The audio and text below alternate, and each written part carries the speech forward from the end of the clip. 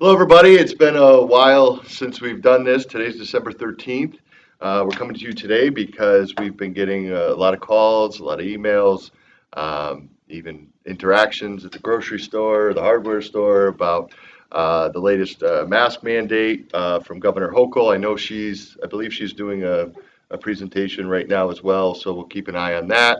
But we just wanted to talk to you about where we are in Montgomery County as far as um, COVID-19 implications as it relates to our hospital and our community, as well as, our thoughts on the mask mandate. And I'll talk a little bit more about some of the other mandates that are out there that are affecting some of our businesses.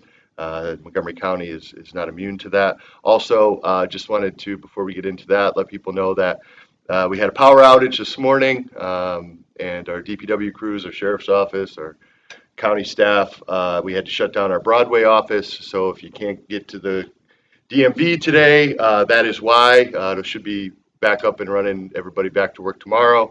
But we had a power outage there as well, and we're having, because that is the area that hosts our phones, we're having some issues with our phones today. So on top of the Friday afternoon mask mandate dropped by Governor Hochul and power outage this morning, we've all had quite a treat for a Monday morning. And it's probably usual for what sheriff deals with on a daily basis, but for us, it's been pretty hectic. So with that said, Sarah, our public health director, is going to give us an update as far as what we're looking at as far as the hospitals go and some thoughts on the Hochul mask mandate. Thank you, Matt. All yours. Thank you. So today is day 639 since we have had our first positive here in Montgomery County. So we're approaching the 2-year mark very quickly. And I've written a brief statement that I'd like to read, and I also will be publishing this on our Facebook page for those of you that would like to reference it back. But first, I want to thank all of you for your support over the past 639 days. It's meant a lot to us. I know we've hit some bumps in the road. Not everybody has been very happy with some of the decisions that we've made, but for the most part, our community has gathered around and supported us. And I understand that we all have our own opinions on masks, vaccines, the virus. What I can say to you is I know the virus is real. I've seen firsthand the devastation that folks have felt due to the loss of a loved one from COVID, but I also have seen the devastation that this virus has had on our mental health, relationships, families. I've known families that have split up over vaccines and masks because they feel very strongly one way or the other. And I've also seen what it's done to our small and local businesses and our community when I'm getting phone calls begging for assistance to get hand sanitizer, masks, in some case, cleaning supplies. So with that being said, I have to let our community know that I, as the public health director, I can't support this mask mandate. I cannot dedicate any more resources to enforcing mask mandates that have come down from the governor's office. I've worked, my staff has worked, county employees have worked, but most importantly, you as our residents of Montgomery County have worked really hard for us to fall back into a senseless mandate for masks at this point. Masks, I feel, should be a choice. If you feel uncomfortable going into a store, please put a mask on, but please don't then call my office and ask where you can get a COVID test because you're planning on taking a cruise for Christmas. In March of 2020, we were told that we needed to lock down in order to prevent the spread, and we did that as a community. We did that. We were told we had to wear masks because that would prevent the spread, and so we did that.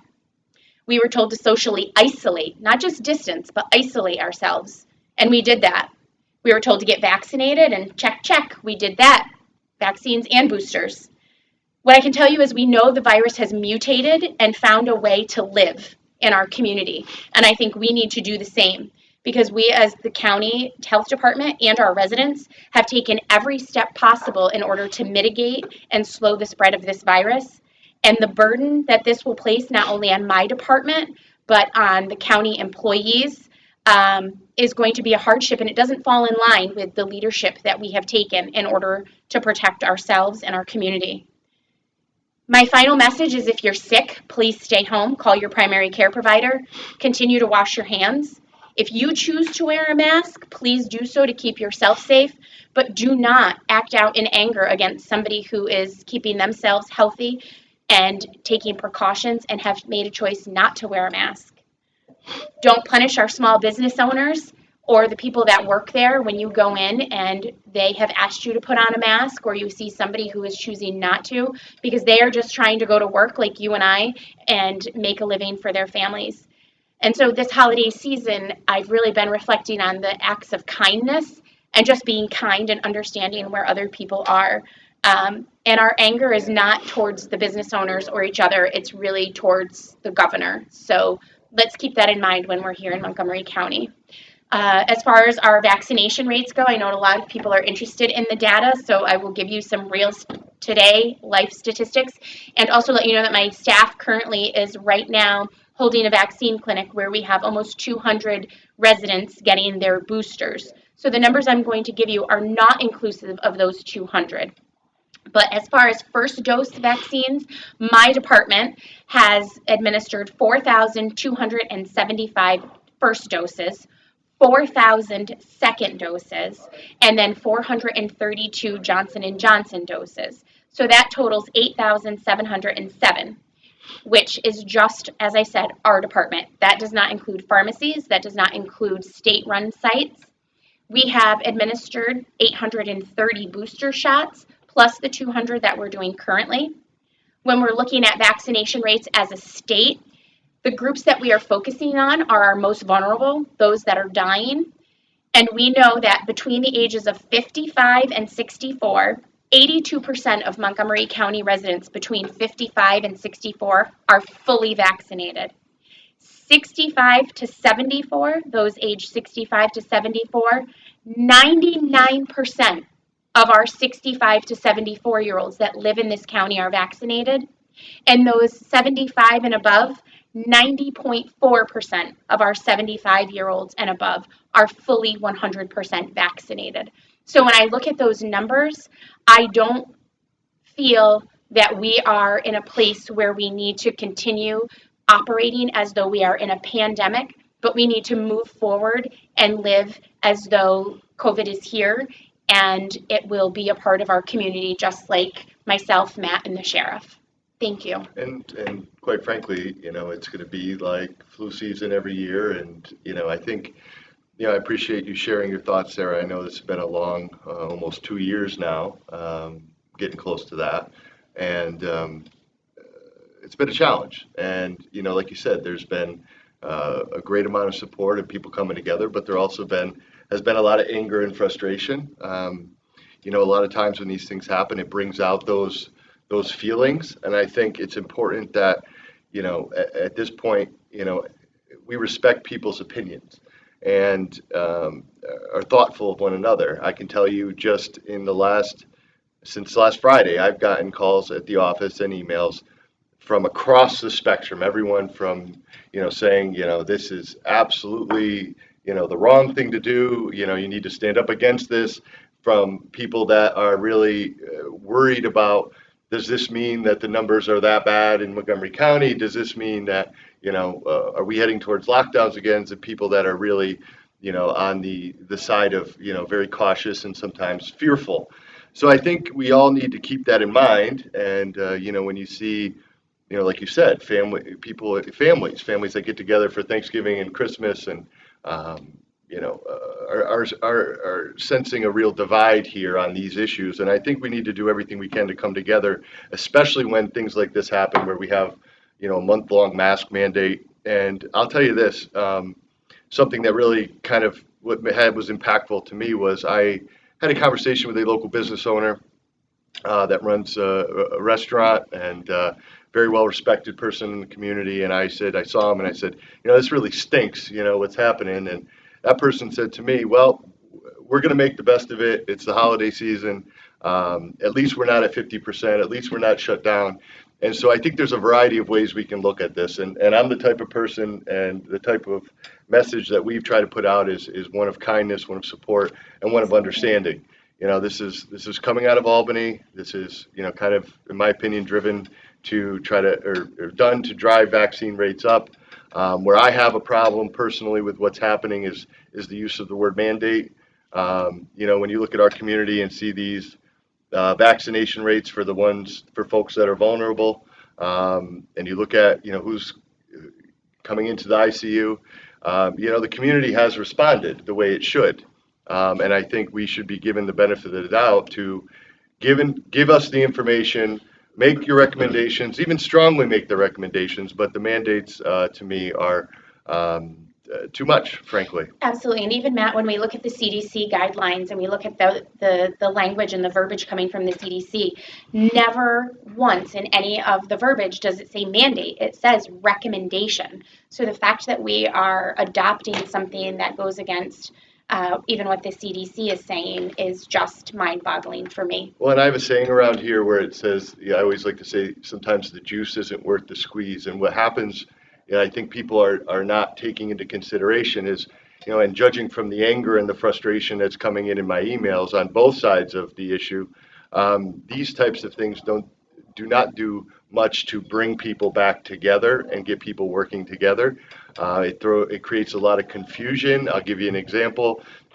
With the new federal OSHA requirement, anybody above 100 people, you either have to have your vaccination or be tested every week.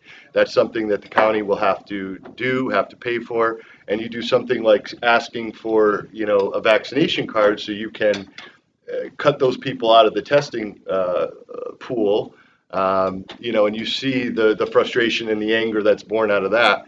We've seen a host of mental health issues, substance abuse issues. Like I said, families not getting together. I think we need to keep things in perspective, try to take a positive attitude with it, understand that we are not where we were a year ago.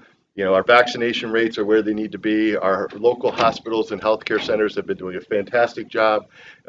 We know how to treat the virus, and the pieces are in place. I think we all need to take a deep breath and understand that, this is something that's going to be with us, and we need to persevere through the adversity and not, really end up making it worse by creating all this conflict, anger, and frustration. So we're going to do the best we can. As Sarah said, we have, we're not like some of the larger counties that have a full service public health department where you do health inspections and things of that nature. Your staff has been working their tails off for many, many, many months. Like you said, there are a lot of kind, respectful people out there, but there also has been a lot of anger and frustration placed upon the person that's making the phone call after there's been a positive test, so on and so forth. So, as far as the county, we are not going to be actively and aggressively going out there to try to enforce this mandate. We just do not have the resources, and quite frankly, there's some frustration with the mandate itself. However, we all are obligated to follow the law, and we cannot, pick and choose, how we handle that. So the sheriff is placed in a situation because, we talk about the conflicts that happen. Well, what happens when you have two people in a store arguing about a mask? Well, oftentimes a deputy's called, and the deputy is there to, first of all, I would imagine, I don't want to put words in your mouth, but de-escalate the situation and try to resolve the situation. But also, at the same time, that business owner has a right to operate their business, and a lot of times these businesses are, there's a threat of $1,000 fine. Or losing your liquor license and things of that nature. So it's not always as easy as we would like it, or cut and dry as we'd like it to be. So we're really appreciative of having Sheriff Jeff Smith here today, who's been a solid partner with us throughout the whole pandemic, to just kind of explain, how his office is going to handle these situations, these calls as we go forward, because that's another question we've been getting. Sure. So, yeah, members of the Montgomery County Sheriff's Office will not be enforcing the mask mandate. We will not be out there seeking to make sure everyone has their mask on. That's a personal decision, and we respect that. With that said, we want to educate people, though, that the store owners, the property owners, do have the right to dictate who they serve and who they allow into their store, just like you do at your homes. And they're in a different position than we are, right? They have to worry about the fines. They have to worry about their liquor licenses if it's a restaurant or a convenience store that sells alcohol, things like that. So if you go to a store without a mask, that's your decision. We won't be enforcing that. But if a store owner or a manager says you have to have a face covering or you must leave the store and you refuse to leave the store you've now committed a criminal trespass. And if the store calls, we have to respect the rights of that property owner. And if they pursue criminal charges, it is our duty, and we are tasked with enforcing the laws of the state to keep, peace and to keep people doing the proper thing so that we all can live normal lives. So we just ask that you use common sense, respect others, understand where store owners may be coming from. Like Sarah said earlier, if you're sick, try to prevent the spread of any illness to any other people if you can avoid that. And just use common sense. That's all. Communication is key. We say that all the time. And respecting other people's decisions. Don't get in a confrontation with someone because they do or don't have a mask on. Let the store managers handle that situation for their properties, or the restaurant owner. And if you have questions, contact us. But that's our policy. We're not tasked with enforcing this mask mandate anyways. Unfortunately, public health is, because it is not a law. It's a government mandate, and it's nothing that we would get involved in. But if you commit an offense for another section of the law, that's a different situation. Sheriff, I think that, I'm not sure you could have explained that any better. We're trying to do our best to be reasonable and respectful of everyone, and I think it goes back to common sense and the fact that sometimes, these types of mandates drive the discussion about a mask when I think there's also some very important other items. What I've done, and I have a 6-year-old daughter, is I restocked up on the hand sanitizer, reminding her to wash her hands, not touch everything in the store, taking your vitamins, your extra vitamin C, getting exercise, getting a good night's sleep, looking after those who may have some underlying health conditions, some seniors who might be, somewhat isolated. These are other things that are tools in our toolbox other than just a mask. There's always debates, right? Is the virus real? Yeah. Is it the same as the flu? Well, I can say that even staff at the sheriff's office have been ill with the virus. And, we have approached times where there's been enough people out of work that it gets concerning to us. And thankfully, we've rebounded and people have improved and returned to work. But if you can just think about that scenario, or if a loved one, God forbid, has lost their life, or people who have, there are other people out there that are on the other side of the fence. So be respectful of others and understand where each individual is coming from, just like anything in our life. And the interesting thing that I've seen along the way is, depending on how the virus has impacted you personally, I've seen people go from one side of the fence to the other side of the fence. Sure. And vice versa. So, you're never going to, certainly, no one's getting on social media and changing people's minds at this point. Certainly us here, we're not trying to change anyone's mind. We're giving you a common sense, very practical approach to how we're handling this situation. I think it's thoughtful. I think it's, again, using common sense. And we're going to do the best we can. And, that's the best I can say. I said, do not, let us get distracted by just the mask conversation, and understand that staying healthy is probably the best thing you can do, especially, no different than any flu season in the past. You take whatever steps you can in the course of your daily life, and also look after, those that are vulnerable in your family, in your social circle, and in your community. So that's the best you can do. And we're going to do the best we can, and try to use common sense, and try to, I give your deputies and your staff a lot of credit for the way they de-escalate situations and just talk to people and get them through it. And remember, every time a deputy or a car is sent to an issue regarding a mask, there's plenty of other much more serious issues out there that your office deals with on a daily basis. So if for that reason alone, do your best. And other than that, Sarah, you got anything else you want to Well, add? and just for us, as you're saying, Matt, the health issue here, for us, it's not just COVID. We very much track pneumonia. We track RSV, which is deadly for children, babies. And we recently had a small group of children, 3 children, who were hospitalized due to RSV.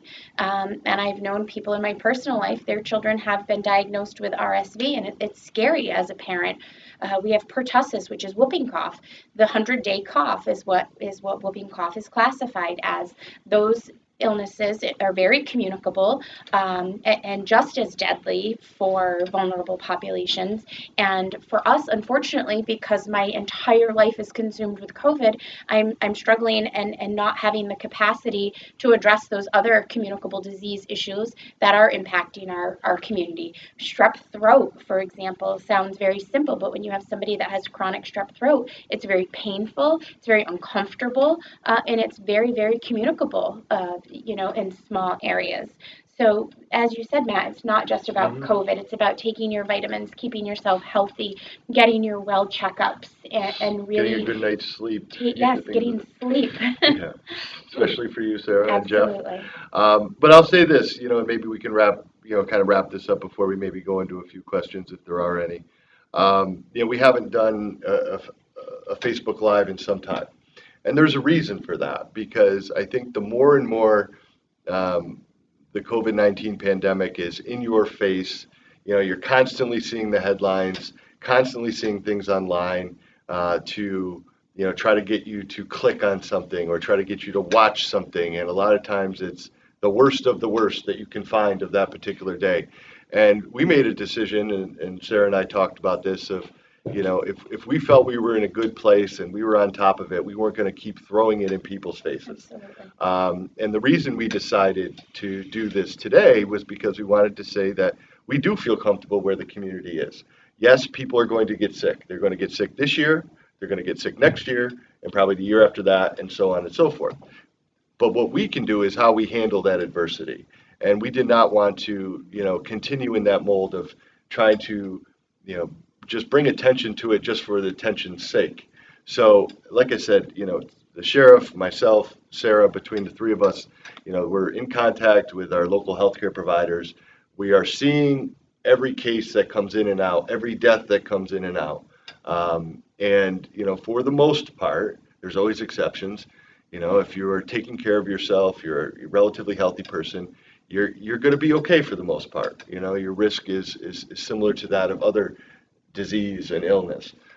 But again, it's the folks that have underlying conditions, the older folks that we see are having the most difficulty with it. And I think we're in a much better place now than we were. I know we are. And I think people need to remember that and understand that we have come a long way. We're growing stronger in fighting this thing and getting back to normal. And doing this every single week and just feeding the debate, so to speak, was not something that we felt we needed to do. But today, because of the mask mandate and some of the other things that are going on and some genuine concerns out there, we wanted to come out, let people know how we felt, what our plans were, whether it's public health department or the sheriff's office, how we're going to handle situations.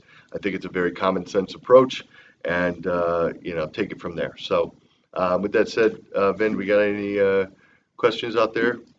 Yeah, what have your experiences been with the at-home tests and the accuracy of that? Absolutely. With at-home test kits, and the gentlemen are probably going to blush when I say this, but with at-home test kits, I compare them to a pregnancy test. You take an at-home test kit, you get your result, and your immediate action should be to follow up with your primary care doctor for a confirmatory test. So it's no different with an at-home test kit.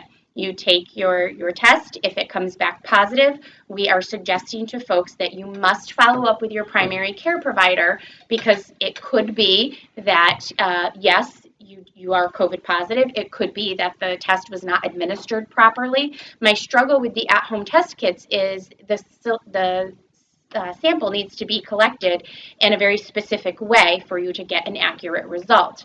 So if you do an at-home kit, it comes back positive, we ask that you please, for a number of reasons, follow up with your primary care provider, because it means you're sick and you should be getting medical attention, but you also need to have an accurate sample collected to appropriately confirm that test. So would you say, on the other side, if you take the test and it's negative, keep in mind you might not have done it properly. Correct. So if you're still feeling sick, don't say for 100% that you definitely don't have COVID. But you could also, yes, you could also have the flu. I mean, flu symptoms. I just talked about strep throat, pertussis, RSV. All respiratory illnesses have similar infection symptomology panels.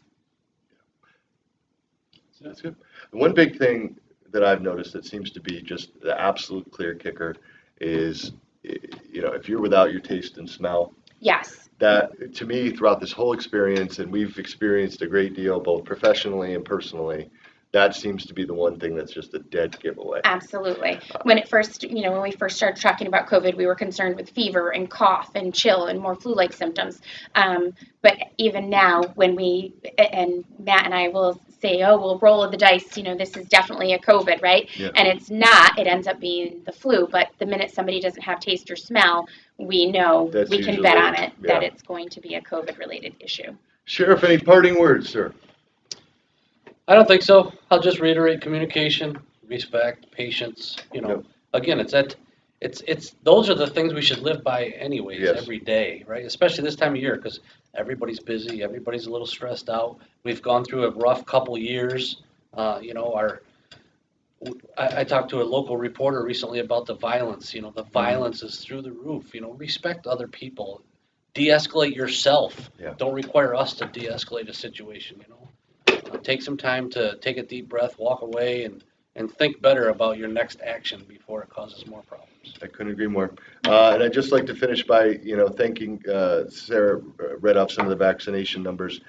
For folks that are, in their 40s up, we've really, the community has turned out strong, and that certainly is something that gives me a little bit of peace. It's not the end all save all, but it certainly helps. So with that said, I hope everybody has a great week. Keep these thoughts in mind, just some thoughts to think about. Let's be, work to bring people together and try to enjoy the holidays, enjoy the time with your family, enjoy the time with your friends, and let's keep this stuff in perspective. The only thing I have to say is I was watching something the other day and it said the letters that are in the word united are the same letters that are in the word untied. So this year I'd like us to be united and not become untied as a community. I like it. All right. Sounds good. Everybody be well, be safe, and we'll see you soon.